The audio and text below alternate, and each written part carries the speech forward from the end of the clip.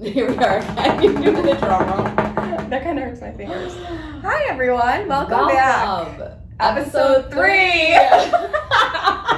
Today we have some very exciting news. Yes, our first guest speaker. Speaker, Gary Dagget, the best home inspector around, and he is going to shed some light on to-dos and to-don'ts when it comes to home buying and selling. To-dos and to-don'ts. That could be a whole segment in every That's a video. good one. Has anyone ever said that? We'll put that in our brain. Okay. Yep, noted. Gary, introduce yourself. So my name is Gary Dagget. With Dagget Property Inspections. I've been in home inspections for about 12 years. Before I was a home inspector, I was a contractor and did a few other things. But yeah, that's what we do. My business does about 850 inspections a year. I personally do over 600. I feel like I quiz him on that question at every inspection, don't I? I asked him too. Yeah, like tell these people, you know what you're doing. Oh my gosh. Yeah, I've been doing it for a little while. Yeah, so we just wanted to pick an expert's brain on just a couple quick things, keep this short and sweet. My first question would be, if you were to give one overall home maintenance tip, what would it be? Yeah, I think the biggest thing in home maintenance is making sure that you are not deferring maintenance. If something comes up, if something's pointed out, you find something, don't wait. Because oftentimes a $500 fix can turn into a $5,000 fix if you don't take care of it right away. And you'll actually save money in the long run by spending it early and getting that maintenance done so it doesn't create a bigger issue. Yeah, that's great. Yeah, very well said. This is a fun question. Okay. The craziest thing that you've seen at an inspection? Oh, well, there's lots of things that I've seen with houses that are crazy, like really bad foundations. I had a house that I thought was actually going to fall down the next storm that came through. But the craziest thing I ever saw was we were doing an inspection and the house was empty. And it was a Monday morning, it was a Saturday morning. So there's always one room that's closed, maybe it has a cat in it or a dog or whatnot. So we were really loud going through the inspection, doing everything. No one else was there but me, the buyer, and the agent. So I get to the last room because if there's a cat, I don't want the cat getting out. So I knock on the door, no one answers, open the door. So you went through the whole inspection? Went through the whole inspection. This is my last room. And when I opened the door, I closed the door immediately because there was just a naked dude just sprawled out. Apparently he had a fun night before of drinking and was passed out. And had no idea. He had no idea we were there the whole time. So did you wake him up? No, I did not wake him up. I did not inspect that room. No, in the report it said not able to inspect that room. Was the home vacant or something? No, it was an occupied room. Okay. Or it was an occupied house, yeah. Oh my God. Yeah, so. Oh my gosh. Yeah, one naked dude. But have seen tons of. Did they buy the house? I think they ended up buying the house, yeah. Without the naked Without the naked dude. He was gone at that point, I'm sure. That is hilarious. Crazy things you see. So as a seller, is it worth it to get a pre-inspection before listing so you know what you're in for? Yeah, I think it is. Now, you'd be like, well, you're a home inspector, you want the money. But I think it is for a couple of reasons. Number one, you don't want to be surprised. There's tons of times where I get to a house and I get into the attic space and I find mold, and the mold's been there for 10, 15 years and the seller had no idea what's up there.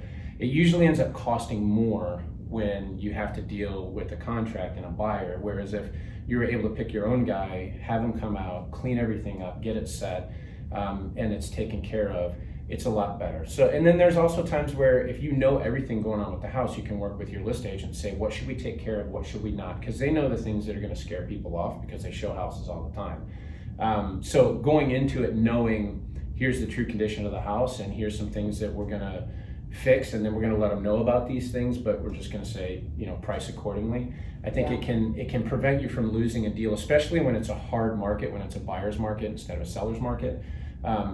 Having that knowledge so that you can stay ahead of any surprises and keep people from freaking out when something comes up is key. I always say you have to sell the home twice.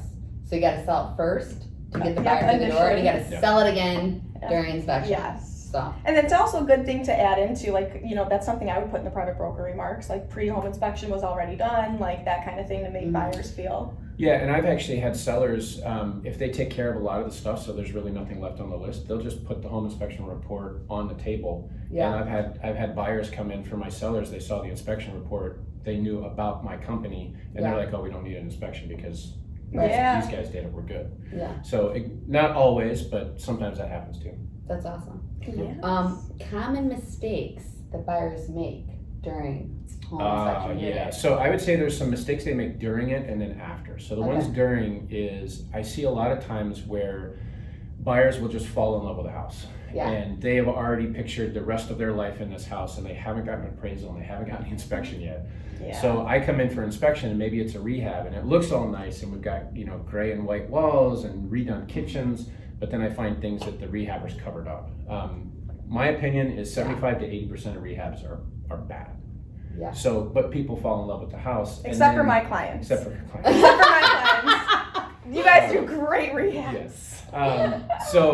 But what happens is they fall in love with this house, and then when things come up, they sugarcoat it, right? So here's this big foundation issue, or here's a major problem with the roof structure, and they are so in love with the house that they're not seeing it clearly, and they just move past.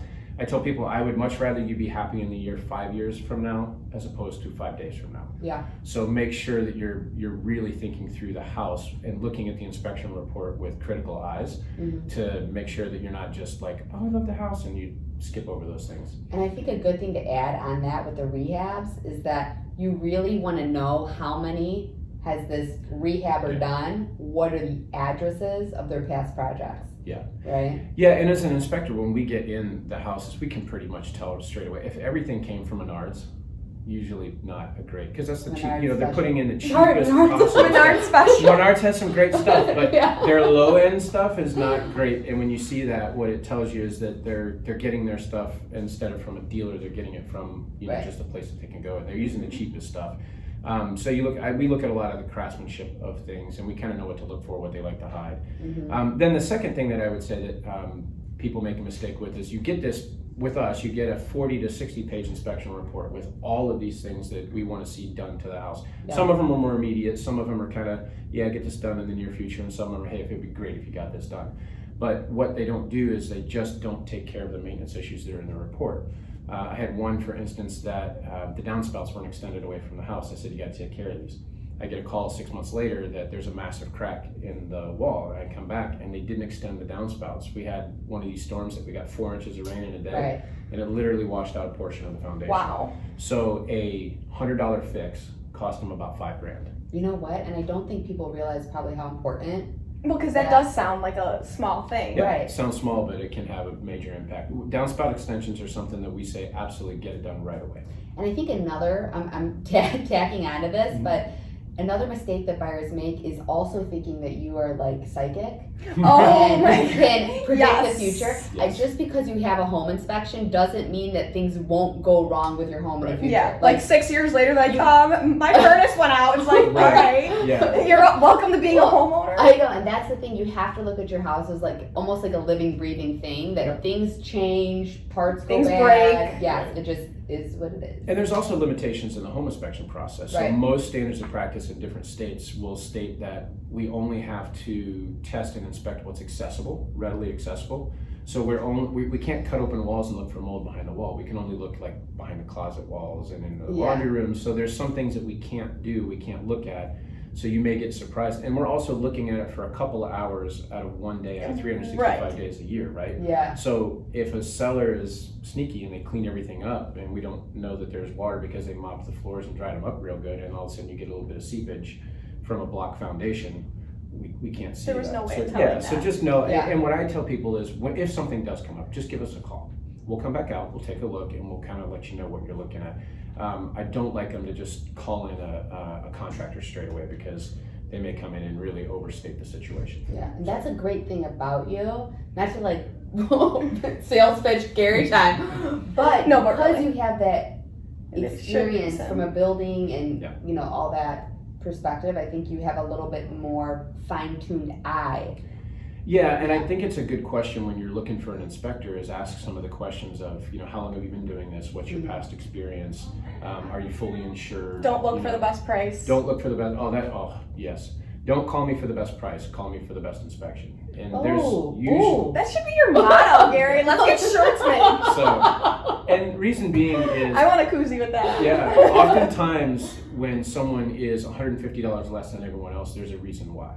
Right. We don't really change our prices or discount when people ask us to, honestly, because we don't need to, because we're so busy. Yeah. We don't have to strum up work by cutting our prices, and you do get what you pay for. So Amen. Do you want someone who's going to be there for 45 minutes on a 3,000 square foot house, or someone's going to be there for 3 hours? And I've seen it. Like, I have seen inspections go, and I'm like, you're done? I've seen inspectors like to the point where I'm like, wait, I thought we were just getting started. Like they would walk around like the exterior a little bit, just kind of take a peek at the roof from ground level, and I'm like, all right. Right, and the thing is Gary was here. We're not required to go on roofs. We're not required to go in crawl spaces. Right. We're not required. There's a lot of things we're not required to do. So bare minimum, if you're getting a bare minimum inspection, my opinion is it's not a good inspection. I once had a guy that told me he wasn't allowed to turn on the fireplace.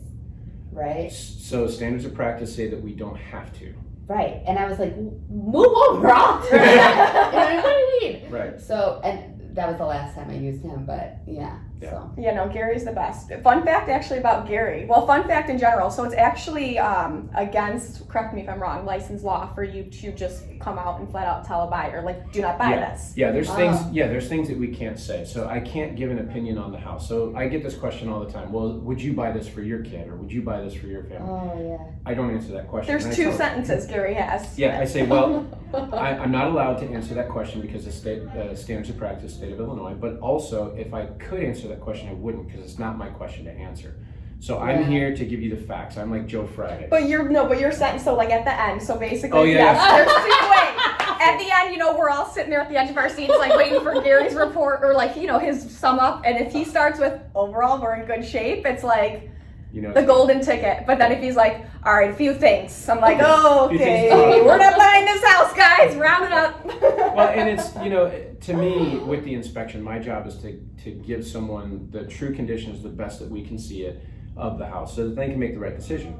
For instance, if you got mold in attic space, I have guys that they're like, well, that's just a negotiating item, right? If I can, it's real estate is a bottom dollar. So if you love this house and we can identify why the mold is there, we can get it remediated, and we're confident that it'll be taken care of, then if you can get $10,000 knocked off the price of a house for a $5,000 fix, great. It's so funny how, not funny, but people are terrified of mold. I know, and it's like nothing ever. Like you get it sprayed, you want to know like where it came from. Well, but I mean, for a reason. Right. As long as you can fix that reason, you're fine. But if you have mold, you don't have a mold issue. You have a moisture issue. Yeah. Because mold needs three things. It needs something to eat, and it can eat everything but bronze, basically. It needs oxygen. We can't do anything about that, and it needs moisture. So if you can figure out how the moisture is getting in the attic space, lack of ventilation, or there's a bathroom vent going into the attic, and you can remediate that, you can fix that, and then have it remediated, you're usually in great shape. And there's some great companies out there. I work with a company called Advanaclean. Mm-hmm. They do great work, and they've got a lot of solutions for fixing mold in spaces. What would you say the percentage of attics have mold that you look at? 15 to 20% have some form of mold. A lot. That's why I don't think people realize how common it is. Yes. So when they hear it, they're like, and same with like cracks in the basement, like even the ones that you could even cracks cracks in the basement. It's like, oh, there's a crack. 80 to 90% of houses have a shrinkage crack in the foundation. Yes, you hear that? 80 to 90%. So and you can even fix them at home if you wanted to. There are some at-home kits. So if there's seepage in it, so let me give you, so shrinkage crack is when they pour the concrete, over time it shrinks as it cures. As it cures and it shrinks, you get these little cracks. Yeah. They're usually less than 1/8 of an inch, and they're not even a problem. I recommend not even doing anything with them unless you've got seepage. If there's seepage coming through it, then they do an epoxy injection seal. And then your larger cracks are usually bigger than 1/2 inch. They've got some differential movement, so instead of being lined up, they get offset, and that means we've got movement. Horizontal cracks are usually a sign of something pretty bad. And then if I have a 30-foot wall with like 12 or 14 shrinkage cracks, then maybe we have an issue because maybe they didn't use the right pour in the concrete. They poured it in January in freezing temperatures with the wrong mix. There's things that can come up with that. But I would say of the foundation cracks that I see, 90% of them are just basic shrinkage cracks, fill them with epoxy. And then with the mold issues, I would say about 75 to 80% of mold issues are fairly easily remedied. The ones that are really hard are the ones where you have very poor ventilation in basements and you got mold behind walls and you don't have drain tile. So. Last thing, any final thoughts that we should leave our viewers with today? Yes. Come on. Final thoughts. I feel like I've got to come up with like the most wise thing. No, I would say. Pressure. I would say the thing that I would leave people with is trust the process. Yes. When you get a really professional agent, they're going to connect you with people or a group of people to choose from, like inspectors and lenders and attorneys, and trust those people when they tell you something. If you can't trust them, you're not working with the right person. But if you get a good agent like these, they're going to connect you with people that you can listen to, and they're going to guide you through the whole process. And if something comes up, it's hard to walk away from a house. Sometimes it's hard to go through the negotiation, so you don't have to walk away from a house, Right. but just trust that process. And people ask me, agents ask me all the time, well, are you a deal killer? I say, I'm not, but sometimes a house is, Yeah. right? And I'm there just That to is look at the so- house. And if the house is going to kill the It's deal, a then bold the house... question and a really bad one for an Oh. agent to ask. I would be It like, is. I don't... I'd be like, don't like that's like I would judge their character. I feel Yeah. like if they ask that. Are you a deal killer? It's like, no, just tell me if the house is a bad house to buy. Well, Yeah. but there are inspectors out there who There are are. deal kill. Like they literally will overstate things. For instance, they'll come out of an ad. Oh, do you see? There's black mold But up there. why? Because they give me a second inspection on it. Oh. I think they get a second inspection, but sometimes, honestly, I think guys just think that they're more important than they are. Yeah, that's It's true. the facts. They like to They have a big state their ego. territory. Yeah. Like if there's nothing Yeah. wrong with the house, like, well, I'm gonna find something. Right, Maybe that. exactly. And we're going to find something every time. Even Right. a brand new construction, we're going to find something. But to me, it's about data. It's about information. It's about here's the facts. And I'm just here to find it and explain it to you. A home inspector should be an educator, Yeah. not an ego. Yeah. So, Okay. Yeah. Love that. Well, there you have it. Episode 3, what's up? We did it. I don't even. Bye, guys. Bye. Until next Until next time. time.